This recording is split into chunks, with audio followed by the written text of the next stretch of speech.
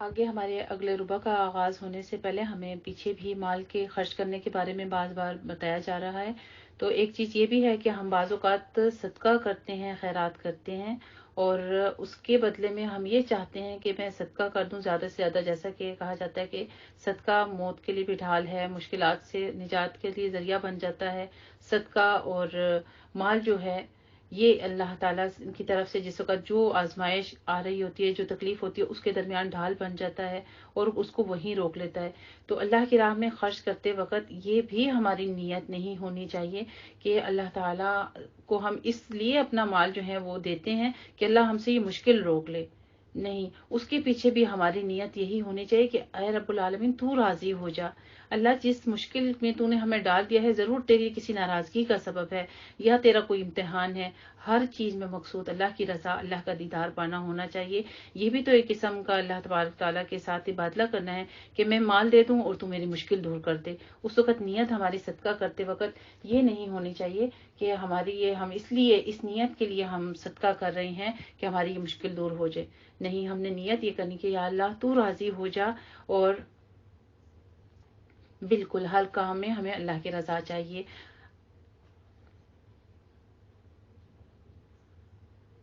آگے فرماتے ہیں الذین ينفقون اموالهم باللیل والنہار سرا وعلانیۃ۔ پھر ایک اور بھی چیز آگے ہمیں تاکید ہدایت فرما رہے ہیں کہ اب مال خرچ بھی کرنا ہے، دینا بھی ہے تو دو، لیکن پھر ساتھ میں یہ بھی کہا کہ ریاکاری کے لیے نہ دو اور احسان جتانے کے لیے نہ دو۔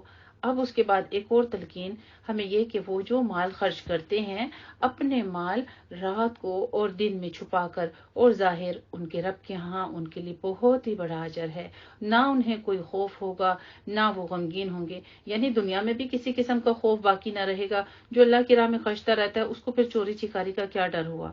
اس کا تو یہی ہے کہ جو میں نے دے دیا، جتنا میرے پاس ہے اس میں سے جتنا دے دیا وہ میرا محفوظ ہو گیا، اس میں سے چوری کا کیا خدشہ ہوا؟ ہمیں مال کے اسی وقت خطرہ ہو جاتا ہے جب ہم اس کو جوڑ جوڑ کے رکھتے ہیں، اس کی حفاظت کرتے ہیں، اس کو گن گن کے رکھتے ہیں، اور پھر اچانک کسی چیز کا ڈر ہوتا ہے یہ کوئی ہم سے چھین نہ لے، اس کو کوئی چوری نہ کر لے، اس کا کوئی نقصان نہ ہو جائے۔ جب اللہ کی راہ میں دے دیا تو الحمدللہ آپ کر کے دیکھیے اس چیز کو، نیت کر کے دیکھیے کہ اللہ خالص تیری رضا کے لیے کرتے ہیں۔ پھر ولا خوف علیہم ولا هم يحزنون، انشاءاللہ تعالی اس آیت کو آپ ضرور ذہن میں پائیں گے، اپنے دل میں پائیں گے، اس کے ساتھ جو اطمینان ہمارے سینوں کو ملتا ہے کہ اللہ کی راہ میں دینے کے بعد کوئی خوف ہی باقی نہیں رہتا، کسی قسم کا ڈر۔ اور یہ بھی چیز ہے کہ جب ہماری نیت ہوتی ہے، ہم دوسروں پر احسان جتاتے ہیں، اس کے بدلے میں ہمیں نہیں ملتا، کچھ رسپانس نہیں ملتا، تو پھر ہمارے دل کتنے غمگین ہوتے ہیں کہ میں نے اتنی نیکی کی اس کے ساتھ اور اس نے تو کوئی شکریہ نہیں کہا۔ جب آپ نے طمع ہی نہیں رکھا، آپ کا مقصد ہی تھا اللہ کی خوشی پانا، لوگوں کے ساتھ کوئی غرض ہی نہیں تھی، تو پھر آپ کو کس چیز کا خوف کہ اس نے میری انسلٹ کی ہے، اس نے مجھے عزت نہیں دی، اس نے مجھے کوئی اعزاز نہیں بخشا۔ ولا هم يحزنون، وہ آخرت کے دن بھی غمگین نہ ہوں گے، ان کے چہروں پر قیامت کے دن بھی روشنی ہوگی، ایک قسم کی مسکراہٹ ہوگی اللہ تعالیٰ کا دیدار پانے کی، اللہ کی رضا پانے کی۔ الذین یأکلون الربا، آگے فرماتے ہیں کہ جو لوگ سود کھاتے ہیں، اب یہاں سے ہمارا مال خرچ کر دیا، لیکن جو سود ہے، سود کے ذریعے سے کمایا ہوا مال ہے، اس کے بارے میں کچھ تاکید فرما رہے ہیں کہ جو لوگ سود کھاتے ہیں وہ قیامت کے دن اس شخص کی طرح کھڑے ہوں گے جسے شیطان نے چھو کر بدحواس کر دیا ہو۔ ذالک بانہم قالوا انما البیع مثل الربا، یہ سزا اس کے لیے ملے گی کہ وہ کہتے تھے تجارت بھی سود ہی کی طرح ہے، حالانکہ اللہ نے تجارت کو حلال کر دیا ہے اور سود کو حرام۔ پھر جس شخص کے پاس اس کے رب کی طرف سے نصیحت آ جائے اور وہ سود کھانے سے باز رہے تو جو کچھ وہ پہلے کھا چکا ہے اللہ تعالیٰ کی طرف سے اس کو وہ معاف ہو جاتا ہے۔ فانتہا فلہ ما سلف، یعنی باز رہے تو جو کچھ وہ پہلے کھا چکا سو کھا چکا اور اس کا معاملہ اللہ کے حوالے ہے، اور جو شخص دوبارہ سودی معاملہ کرے تو ایسے دوزخی ہیں، وہ اس میں ہمیشہ رہیں گے۔ اللہ سود کو مٹاتا ہے اور صدقات کو بڑھاتا ہے، جس کی مثال ابھی ہم نے پیچھے پڑھا کہ صدقہ اگر اللہ کی رضا پانے کے لیے ایک دانہ بھی خرچ کرو گے تو اس کو اللہ تعالیٰ 7 بالیاں بلکہ 700 بالیاں تک بڑھا دیتا ہے، اور اللہ کسی ناشکر گناہگار کو پسند نہیں کرتا۔ ان الذین آمنوا وعملوا الصالحات واقاموا الصلاة وآتوا الزکاة، سبحان اللہ، اللہ تبارک تعالیٰ کتنے خوبصورت طریقے کے ساتھ فرما رہے ہیں کہ یعنی ایمان لانا ہی کافی نہیں ہے، وہ لوگ جو ایمان لائے پھر انہوں نے عمل بھی کیا۔ عمل صالح جو ہے وہ 7 شرط ہے، اور پھر اس کے بعد یہ بھی ہے کہ نماز بھی ادا کرتے ہیں اور زکوٰۃ بھی ادا کرتے ہیں، ان کے لیے ان کے رب کے پاس اجر ہے، نہ ان پر کوئی خوف ہوگا اور نہ وہ غمگین ہوں گے۔ پھر وہی آیت کہ جو ایسے عمل کریں گے، پیچھے ہم 3 بار تقریباً 4 بار یہی آیت جو ہے بار بار دہرائی جا رہی ہے کہ ایسے لوگوں پر نہ خوف ہوگا اور نہ ہی وہ غمگین ہوں گے۔ یا ایھا الذین آمنوا اتقوا اللہ، پھر ساتھ ہی اللہ تعالیٰ نے یہ سارے احکامات کرنے ہیں، کس وجہ سے کرنے ہیں اس کے بارے میں کچھ تاکید فرما رہے ہیں کہ اے ایمان والو، اللہ سے ڈرو۔ یہ سارے معاملات ہم نے کیوں کرنے ہیں؟ تقوی اختیار کرنے کے لیے، اپنے آپ کو نیچا کرنے کے لیے، اللہ کا خوف، اللہ کا ڈر پانے کے لیے، اور جو سود باقی ہے وہ چھوڑ دو اگر تم مومن ہو۔ پھر اگر تم نے یہ نہ کیا تو اللہ اور اس کے رسول سے جنگ کے لیے تیار ہو جاؤ۔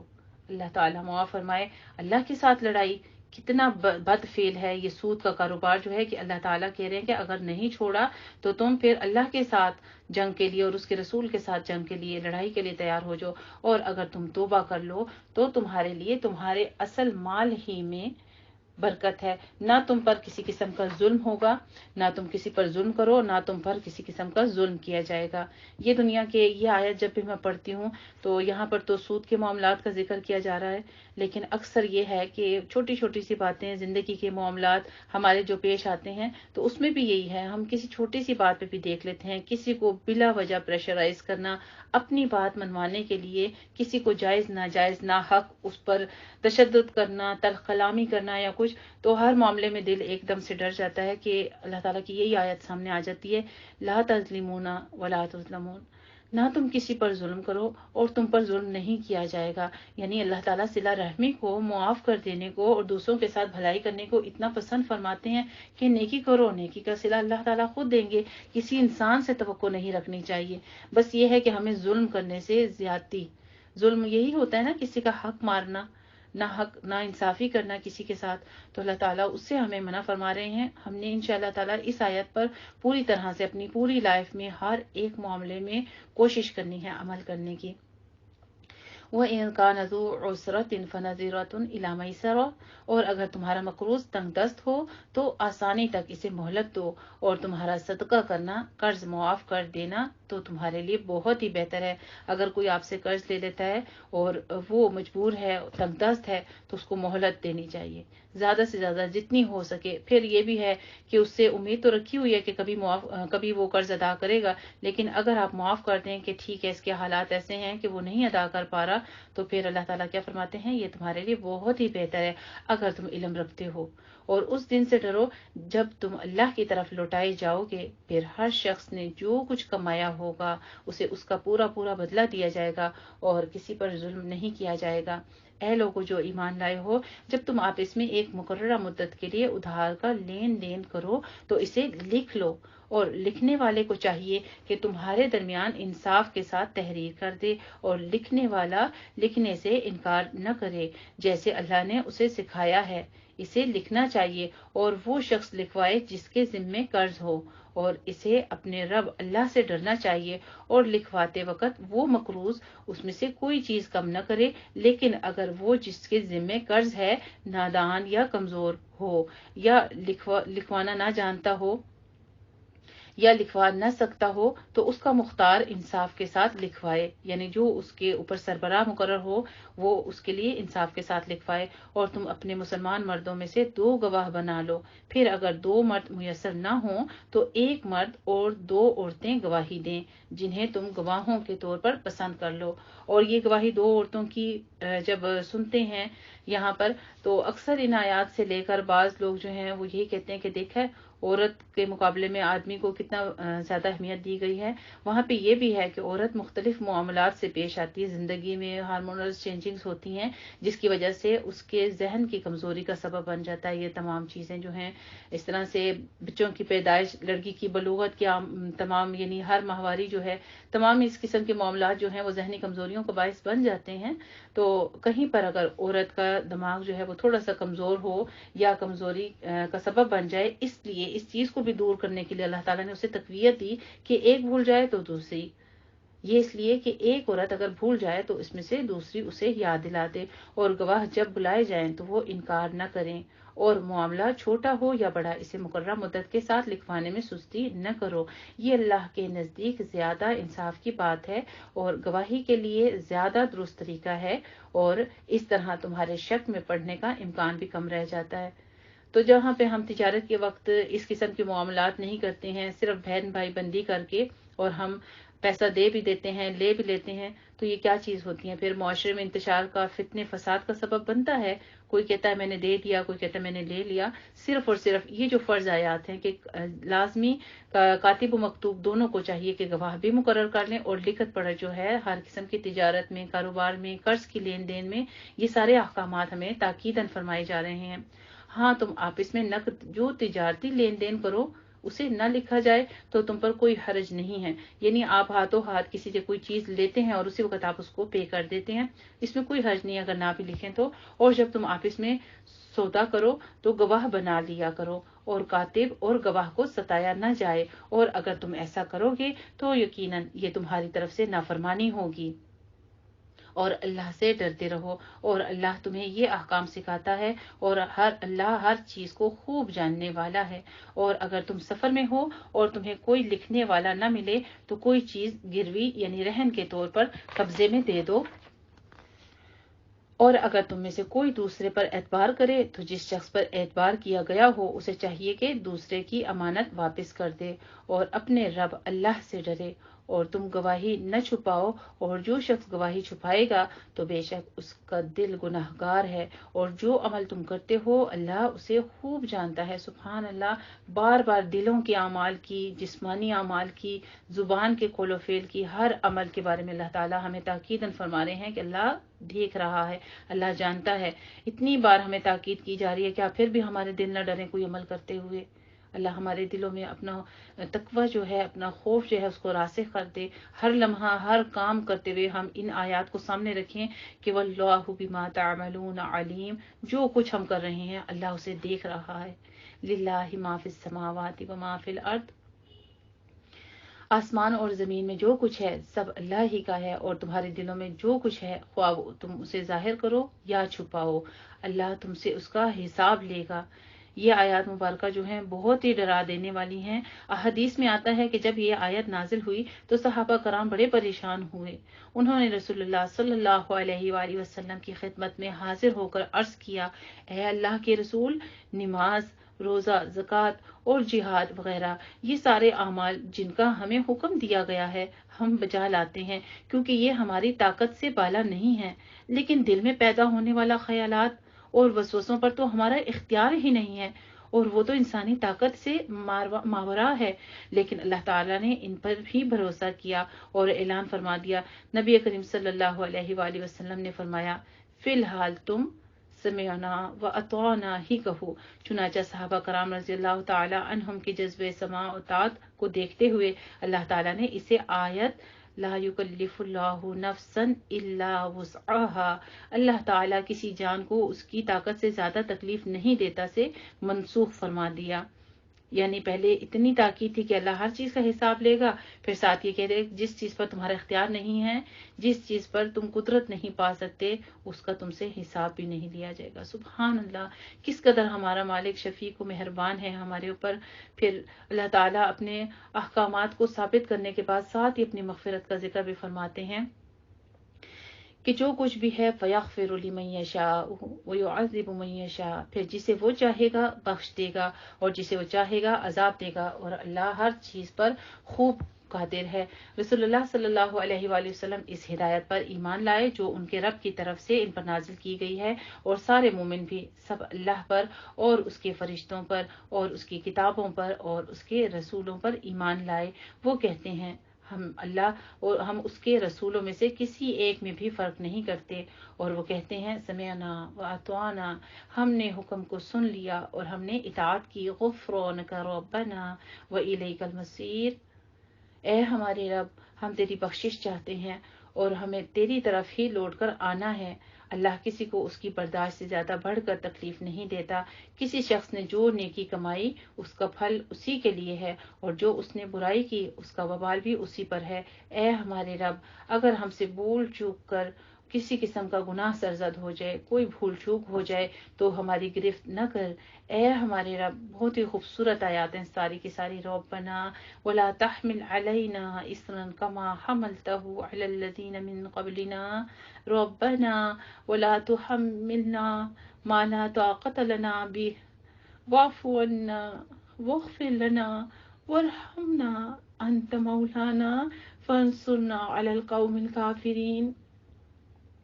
اے ہمارے رب، جس بوجھ کو اٹھانے کی ہم میں طاقت نہیں وہ ہم سے نہ اٹھوا، اور ہم سے درگزر فرما اور ہمیں بخش دے اور ہم پر رحم فرما۔ تو ہی ہمارا کارساز ہے، پس تو کافروں کے مقابلے میں ہماری مدد فرما۔ آمین۔ اللہم ربنا آمین۔ ان آیات کو رات کو سونے سے قبل اپنے بستر پر جائیں تو ضرور پڑھ لیا کریں، کیونکہ یہ آیات جو ہیں یہ بہت ہی افضل ہیں ہر قسم کے شر سے پناہ میں آنے کے لیے۔ اس آیت میں پھر ان ایمانیات کا ذکر بھی ہے جن پر اہل ایمان کو ایمان رکھنے کا حکم دیا جا رہا ہے، اور اس سے اگلی آیت لا یکلف اللہ میں اللہ تعالیٰ کی رحمت و شفقت اور اس کے فضل و کرم کا تذکرہ بھی کیا جا رہا ہے۔ تو اس لیے بار بار کھول کے بتایا جا رہا ہے۔ احادیث مبارکہ میں بھی اس کی بڑی فضیلت ہے۔ نبی کریم صلی اللہ علیہ وآلہ وسلم نے فرمایا، جو شخص سورہ بقرہ کی آخری 2 آیتیں رات کو پڑھ لیتا ہے تو یہ اس کو کافی ہو جاتی ہیں، اور اسے صحیح بخاری نے روایت کیا ہے۔ یعنی اس عمل کی بدولت اللہ تعالیٰ اس کی حفاظت فرماتا ہے، اور بعض کے نزدیک اس کا مطلب یہ رات کے قیام سے کافی ہو جانا ہے۔ دوسری حدیث شریف میں نبی کریم صلی اللہ علیہ وآلہ وسلم کو معراج کی رات جو 3 چیزیں ملی، ان میں سے ایک سورہ بقرہ کی یہ آخری 2 آیات ہیں۔ الحمدللہ یہاں پہ ہمارے سورہ بقرہ جو ہے وہ تکمیل ہوتی ہے، اور سورہ آل عمران کا آغاز ہوتا ہے جو کہ مدنی سورت ہے، اور اس کی 200 آیات اور 20 ہی رکوع ہیں۔ سورہ آل عمران کی پہلی آیت کا آغاز ہوتا ہے، یہ مدنی سورت ہے۔ اس کی تمام آیتیں مختلف اوقات میں ہجرت کے بعد اتریں، اور اس کا ابتدائی حصہ یعنی آیت نمبر 83 آیات تک عیسائیوں کے وفد نجران کے بارے میں نازل ہوا ہے۔ بسم اللہ الرحمن الرحیم۔ الف لام میم اللہ لا الہ الا هو الحی القیوم۔ الف لام میم۔ اللہ وہ ہے، اس کے سوا کوئی معبود نہیں، وہ زندہ ہے، سب کو سنبھالنے والا ہے۔ اسی نے آسمان سے تمہارے لیے سب کچھ نازل کیا، اسی نے آپ پر حق کے ساتھ کتاب کو نازل کیا جو اپنے سے پہلی کتابوں کی تصدیق کرنے والی ہے۔ پہلے کون سی کتابیں تھیں؟ یعنی تورات اور انجیل کو نازل کیا اس سے پہلے لوگوں کی ہدایت کے لیے، اور اسی نے قرآن کو نازل کیا۔ بے شک وہ لوگ جنہوں نے اللہ کی آیتوں کا انکار کیا ان کے لیے شدید عذاب ہے، اور اللہ انتہائی غالب بدلہ لینے والا ہے۔ ان اللہ لا یخفی علیہ شیء فی الارض۔ بے شک اللہ سے زمین اور آسمان میں کوئی چیز چھپی ہوئی نہیں ہے۔ وہی ہے جو تمہاری ماؤں کے پیٹوں میں تمہاری صورتیں جیسے چاہتا ہے بناتا ہے، اس کے سوا کوئی معبود نہیں۔ وہ غالب خوب حکمت والا ہے۔ وہی ہے جس نے آپ پر کتاب نازل کی جس میں کچھ آیات محکم واضح ہیں جو اس کتاب کی اصل بنیاد ہیں، اور کچھ دوسری متشابہات یعنی غیر واضح آیات ہیں۔ پھر جن لوگوں کے دل میں ٹیڑھ ہے وہ ان میں انہی آیتوں کے پیچھے پڑ جاتے ہیں۔ جیسے جن میں بعض اوقات آپ دیکھتے ہوں گے معاشرے میں ہم جب قرآن مجید بھی پڑھاتے ہیں تو یہی بات ہے کہ سب سے پہلے وہ والی آیات جن میں کچھ نہ کچھ مسائل ہوتے ہیں یعنی متشبہ آیات ہوتی ہیں، وہی سوال پہلے اٹھائے جاتے ہیں۔ کیا آپ ان چیزوں کو مانتی ہیں؟ آپ کا کیا عقیدہ ہے؟ آپ کن چیزوں کو نہیں مانتی؟ اللہ کے بندو، اللہ نے جو حکم فرض کیے ہیں اور واضح کھلی دلائل کے ساتھ جو آیتیں موجود ہیں، ہم پہلے ان کو تو پڑھ لیں، ہم پہلے ان پر تو عمل کر لیں، اس کے بعد پھر ہم اور چیزوں کی طرف جائیں گے۔ جن چیزوں میں فتنہ، فساد اور فرقہ بندیاں آ جاتی ہیں ان چیزوں کو ہمیں اوائڈ کرنا چاہیے۔ ان کا مقصد محض فتنے اور تعویل کی تلاش ہوتا ہے، حالانکہ اللہ کے سوا کوئی بھی ان کی تعویل نہیں جانتا، اور جو لوگ علم میں پختہ ہیں وہ کہتے ہیں ہمارا ان متشابہات پر ایمان ہے۔ یہ سب ہمارے رب کی طرف سے ہی ہیں اور نصیحت و عقل مند ہی حاصل کرتے ہیں۔ وہ دعا کرتے ہیں، اے ہمارے رب، रब्बना ला तुज़िग़ क़ुलूबना बअद इज़ हदैतना वहब लना मिन लदुनका रहमा इन्नका अंतल वह्हाब। बहुत ही खूबसूरत आयत है, बहुत खूबसूरत दुआ है। जो जो ईमान बढ़ता जाए, अल्लाह का कलाम सीखते जाएं, साथ कभी भी अपने इल्म पर तकब्बुर ना करें कि अब तो मुझे बहुत इल्म हासिल कर लिया है, अब मुझ में अमल आ गया है। किसी अमल में, किसी इल्म में तकब्बुर की बजाय बार बार यही दुआ किया करें कि ए हमारे रब, हमें हिदायत देने के बाद हमारे दिलों को टेढ़ा न करना और अता कर हमें अपने पास से रहमत, बेशक तू ही बड़ा अता करने वाला है। ए हमारे रब, यकीनन तू लोगों को एक दिन जमा करने वाला है जिसमें कोई शक नहीं, बेशक अल्लाह अपने वादे की खिलाफ वर्जी नहीं करता। ये दोनों खूबसूरत दुआएं हैं। वैसे तो सारी आयात मुबारक ही बहुत ही खूबसूरत हैं, लेकिन हम आज के पारे के लिए इन दो दुआओं को मुख्तस करते हैं। इंशाअल्लाह ताला इसको हिफ्स भी करेंगे और जुबानी याद भी करेंगे। दूसरी दुआ भी यही है, रब्बना इन्नका जामिउन नासि लियौमिन ला रैब फीह इन्नल्लाह ला युखलिफुल मिआद इन्नल्लज़ीना कफ़रू लन तुग़निय अन्हुम अम्वालुहुम। बेशक जिन लोगों ने कुफ्र किया, उनके माल और उनकी औलाद अल्लाह के अजाब से बचाने में उनके कुछ भी काम नहीं आएंगे। और वही लोग हैं जो आग का ईंधन है। उनका अंजाम आले फिरौन और उन लोगों का सा होगा जो उनसे पहले थे। उन्होंने हमारी आयतों को झुटलाया तो अल्लाह ने उनके गुनाहों के सबब उन्हें पकड़ लिया, और अल्लाह खूब सजा देने वाला, सख्त अजाब देने वाला है। कुल लिल्लज़ीना कफरू, ए नबी सल्लल्लाहु अलैहि वसल्लम, जिन लोगों ने कुफर किया उनसे कह दीजिए, अनकरीब तुम मगलूब हो जाओगे और तुम जहन्नम की तरफ इकट्ठे किए हांके जाओगे, और वो बुरा ठिकाना है। तहकीक तुम्हारे लिए उन दो ग्रोहों में एक बड़ी निशानी है जो बदर में बाहम टकराए। एक ग्रोह अल्लाह की राह में लड़ रहा था और दूसरा ग्रोह काफिर था, यानी एक ईमान वाले थे और दूसरे काफिर थे। वो काफिर इन मुसलमानों को अपने से दो गुनाह देख रहे थे, जाहिरी आंखों से, और अल्लाह अपनी मदद से जिसको चाहता है कुव्वत देता है। इन्ना फी ज़ालिका लआया, बेशक इसमें नसीहत करने वालों के लिए, बसीरत वालों के लिए इबरत है। ज़ुय्यिना लिन्नासि हुब्बु शहवात, अल्लाह ताला ने इंसान को ख्वाहिशात नफ्स जो है वो मुज़य्यन कर दी है उनके लिए। किस वजह से? ये भी तो अल्लाह की एक आजमाइश है।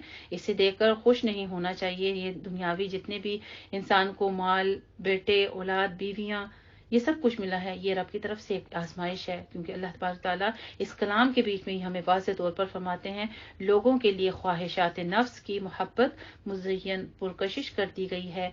यानी औरतों की, बेटों की, सोने और चांदी के जमा किए हुए ढेरों की, निशान लगे उम्दा घोड़ों की, मवेशियों की और खेती की, ये सब दुनियावी जिंदगी का सामान है और अच्छा ठिकाना अल्लाह ही के पास है। ए नबी सल्लल्लाहु अलैहि वसल्लम, कह दीजिए, क्या मैं तुम्हें इनसे बेहतर चीज बताऊं?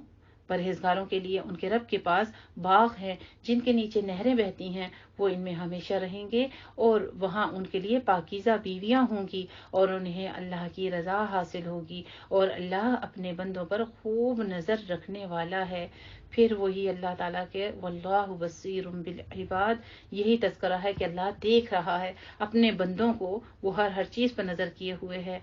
तो हमें मोहतात रहना चाहिए, हर वो अमल करना चाहिए जिससे अल्लाह ताला हमसे नाराज होता है, हर वो अमल करते रहना चाहिए कि जिससे अल्लाह ताला हमसे खुश होता है। दिन भर जितने भी काम करें उन सब मामलात में अपने आप को यही आया दोहराते रहना है, वल्लाहु बसीरुम बिल इबाद, अल्लाहु नजीरी। जहां आप झूठ बोलने लगे, किसी की गीबत करने लगे, किसी के हक में कमी करने लगे, और कोई भी ऐसे मामलात हैं जो आपको पता चलते हैं कि ये अल्लाह ताला की नाराजगी का सबब है, अपने दिल को खुद ही इल्का किया करें। उसी वक्त अपने मुंह से कह दिया करेंगे अपने आप को रोकने के लिए, अल्लाहु नजीरी, अल्लाह देख रहा है, अल्लाह देख रहा है। इसी से होगा कि इंशाअल्लाह ताला एक एक अमल करते करते हमसे तमाम बुराइयां जो हैं, जो अल्लाह ताला की नापसंदीदगी वाले अमाल हैं, वो दूर होते जाएंगे इंशाअल्लाह ताला। अल्लाह ताला हम सबको इसकी तौफीक अता फरमाए।